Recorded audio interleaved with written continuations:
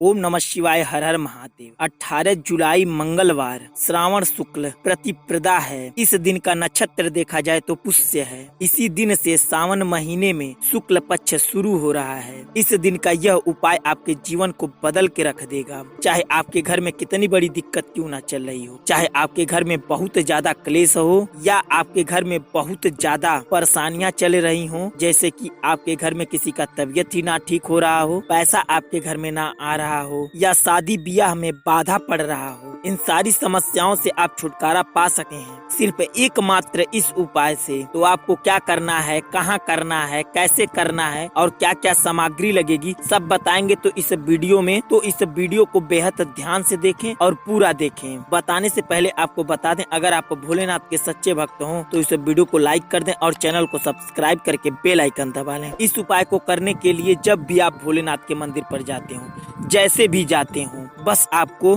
5 पीला फूल ले लेना है। चाहे कोई भी फूल हो, वह पीला होना चाहिए। और आपको 3 बेलपत्री ले लेना है। इस बात का बेहद ध्यान दें, जब आप बेलपत्री लेने जाते हो तो बेल महाराज से हाथ जोड़कर विनती करके उनसे बेल मांग लें, तब उसके बाद ही बेल का पत्ती तोड़ें। एक बात और, सोमवार की सुबह में आपको बेलपत्री नहीं तोड़नी है। सोमवार से पहले किसी दिन शाम को जाकर आप बेलपत्री तोड़कर लाकर रख लें। इतना सब कुछ लेने के बाद आपको कुछ मात्रा में चावल का दाना और थोड़ा सा तिल ले लेना है। इन सारी सामग्री को साथ साथ आपको 1 लोटा जल ले लेना है। इतना सब कुछ लेकर आप चले जाएं शिव मंदिर पर। हाँ, इस बात का बेहद ध्यान रखें, जो आप लोटे का जल ले रहे हो वो आपके घर का होना चाहिए। और तो और, अगर आपके घर गंगा जल हो तो उस लोटे में थोड़ा सा गंगा जल डाल लें। अब आपको यह सारा सब कुछ लेकर चले जाना है शिव मंदिर पर। हाँ, इस बात का बेहद ध्यान रखें, उसी शिव मंदिर पर जाएं जिस शिव मंदिर का प्राण प्रतिष्ठा हो चुका हो। अगर आपको नहीं पता है प्राण प्रतिष्ठा क्या होता है तो डिस्क्रिप्शन में एक लिंक दिए हैं, उस वीडियो में हम आपको बताए हैं कि प्राण प्रतिष्ठा क्या होता है। फिर भी हम आपको संक्षिप्त में बता देते हैं प्राण प्रतिष्ठा क्या होता है। प्राण प्रतिष्ठा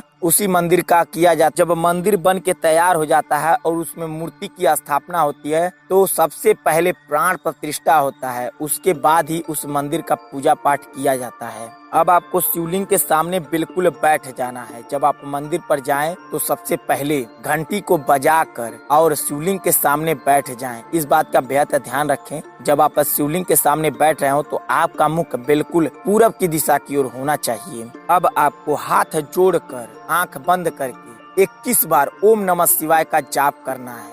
जाप करने के बाद आपको 5 फूल पत्ती लेना है, 5 फूल ले लेना है और 1 फूल ओम नमः शिवाय का जाप करते हुए आपको शिवलिंग के ऊपर रख देना है। और 1 फूल ओम नमः शिवाय का जाप करते हुए आपको अशोक सुंदरी की जगह रख देना है। और 1 फूल ओम नमः शिवाय का जाप करते हुए शिवलिंग के बिल्कुल सटाकर दक्षिण साइड रख देना है। फिर भी ओम नमः शिवाय का जाप करते हुए आपको 1 फूल बिल्कुल आपको उत्तर साइड रख देना है।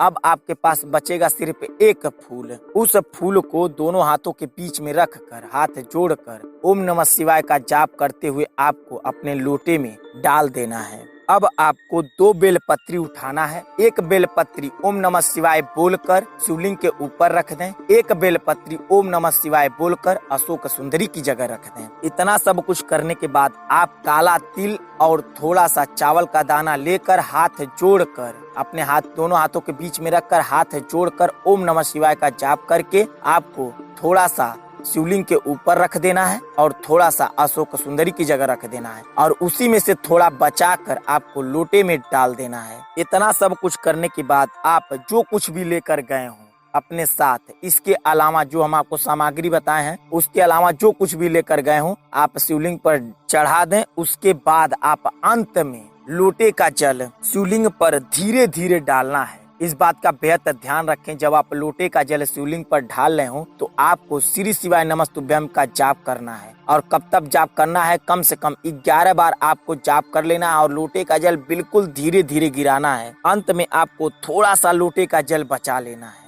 उसी लोटे के जल में आप थोड़ा सा और जल मिला लें। अब आप 1 बेलपत्री और लोटे का जल लेकर चले आए नंदी के पास। नंदी के पास आने पर सबसे पहले आप बेलपत्री उनके सिर पर छुआकर उनके सामने रख देना है। अब आपको लोटे का जल धीरे धीरे उनको पूरा चढ़ा देना है। अब आपको जो नंदी का एक पैर उठा रहता है उस साइड आप चले जाएं। जाने के बाद आपको उस तरफ वाले कान में आपको ओम नमः शिवाय बोलकर आपकी जो इच्छा है, जो मनोकामना है, जो कोई भी काम अटका पड़ा हो, जो कुछ भी उनके कान में कह देना है और कहने के बाद ओम नमः शिवाय बोलकर खत्म कर लेना है। एक बार और आपको समझा देते हैं आप अपनी मनोकामना कैसे कहेंगे। पहले आपको ओम नमः शिवाय बोलने के बाद आपकी जो इच्छा है, जो मनोकामना है, जो कोई भी काम अटका पड़ा हो वह कह देना है। अंत में आपको ओम नमः शिवाय बोलकर खत्म कर लेना है। अब आपको चले आना है अपने घर पर। ठीक उसी शाम को यानी सोमवार जिस दिन आप पूजा पाठ किए उसी शाम को